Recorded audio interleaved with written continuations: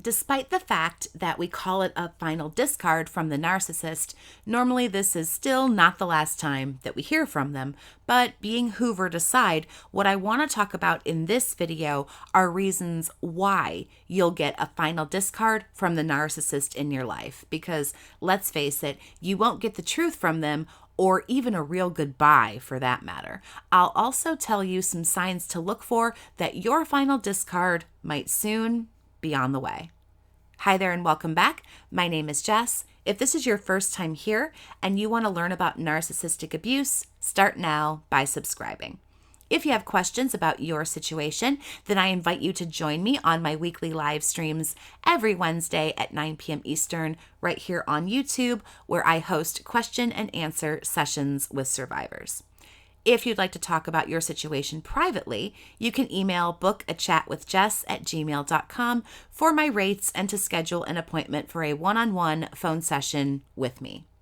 Now, these things, I have to note, are based on what happened to me personally right before I was given my final send-off. Remember, a lot of this is very generalized and varies on a narc-by-narc basis, but you're going to more than likely get some combination of these things, and these things are going to start happening. It's just classic narcissistic behavior. So, what are things going to look like near the end? Let's go over some signs that your discard is right around the corner.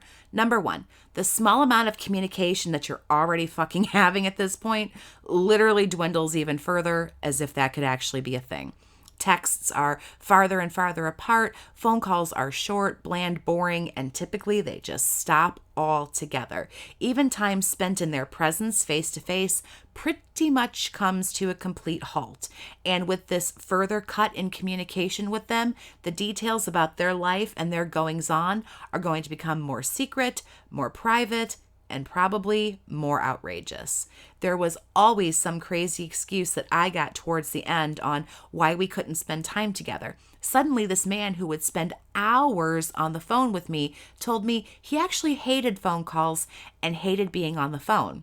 Now, a small caveat side note here, when he hoovered me, those 2, 3, 4, 5-hour phone calls did not seem to magically bother him at all. I guess maybe he forgot he told me that. So, number two, as briefly mentioned in number one, you don't really see them a whole lot anymore. Suddenly, this man was so sick, I thought he was going to end up in a goddamn bubble. And this was always the reason we couldn't be together. He didn't feel good. Interesting, because when things were going quote unquote better in the relationship, and I use better pretty fucking loosely, when he legitimately did not feel well, he would want me to come and take care of him. But towards the end, when he wasn't feeling good, oh no, I got it, I'll be okay. You know, this, that, and the other. I mean, of course, you've got other shit going on.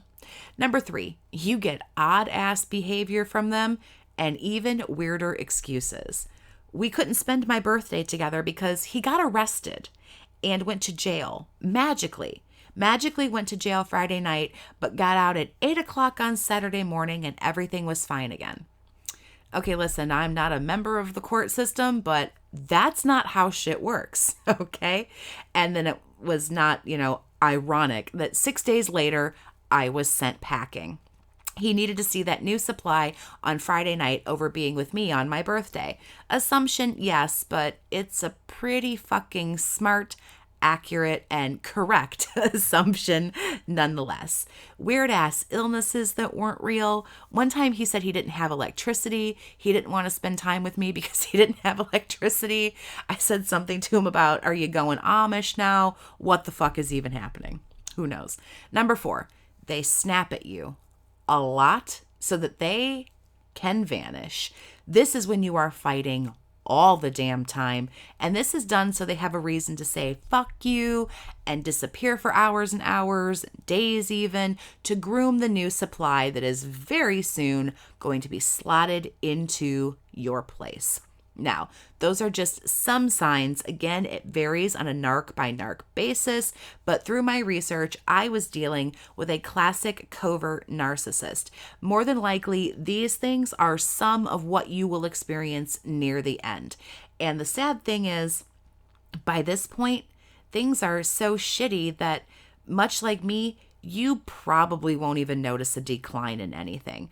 I knew things were bad. I knew things sucked, sure, but I still didn't know what was going to happen to me. I had no idea what I was dealing with. So let's talk about now some top reasons why you are going to get the final send-off, because honestly, them having new supply is not the only reason, especially if you aren't primary supply, which that can happen a lot. So, number one, they are fucking bored of you. Now, do not take this personally, what I'm saying. This happens with all narcissists. Attention span of a moth. I've said that 100 times if I've said it once. They constantly need chaos and uproar and things to be wild, exciting, storybook romancy, whirlwindy, dramatic, racy, tawdry, risque, and the like, because I can't think of any more words.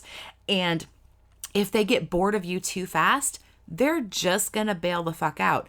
And in some cases, they won't even have a new source of primary. They probably still have their primary. They're just going to bounce to another secondary source. Again, especially if you are not the primary.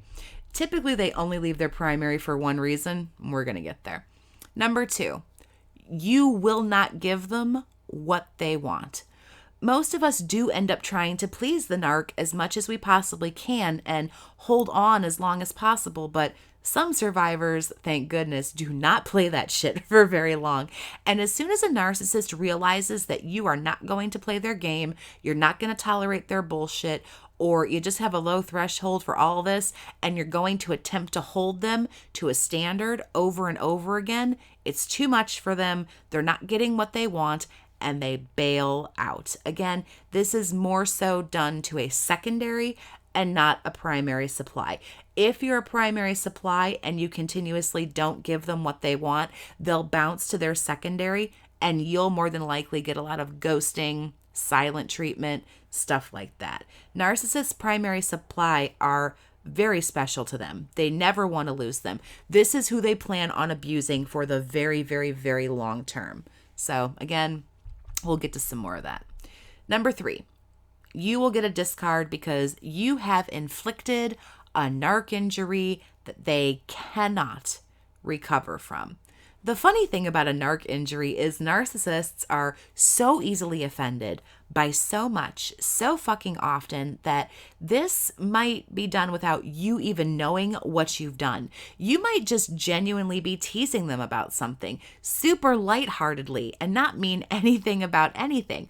Or you might do something in public that shames them, which you don't even mean to do. Long story short, huge embarrassment is caused, humiliation. Whether you mean to bruise that fragile little ego or not, sometimes this hits them so hard, they just recoil, and they recoil so greatly, and they're so upset that they just drop you all the fuck together.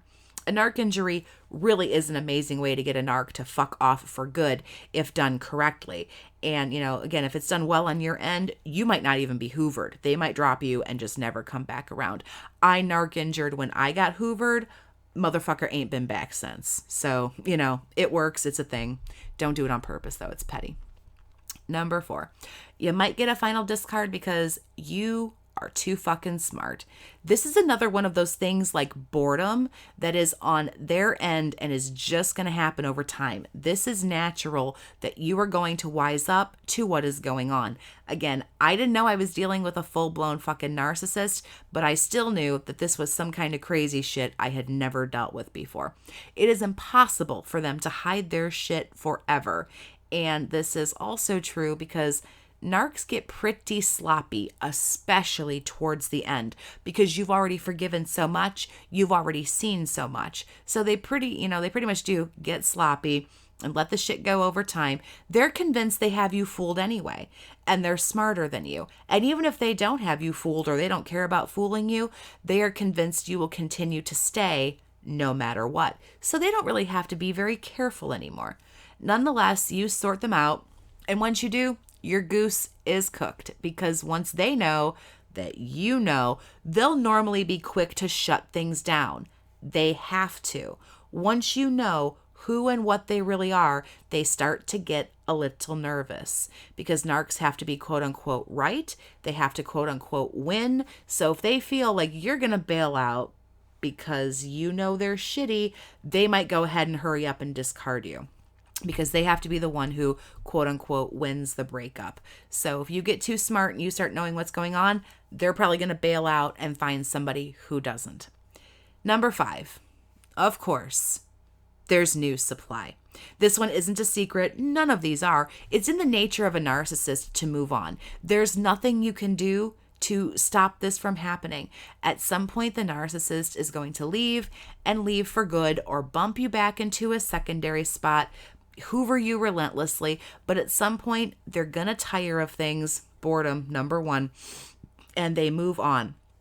They always prefer something new and exciting, and they need so much more attention than you yourself would ever be able to give. This is just unavoidable. There's going to be somebody new. I don't care if you're secondary. I don't care if you're primary. If you think you're the only one, you're not the only one. This is just what happens. So tell me what I missed down in the comments. If you were discarded, tell me what happened. Did you get a reason for the discard? Were you ghosted without any fucking warning like I was? Spill all that tea with me in the comments like always. Please like, share, and subscribe if you haven't. Have a great day, survivor, and take care of yourself.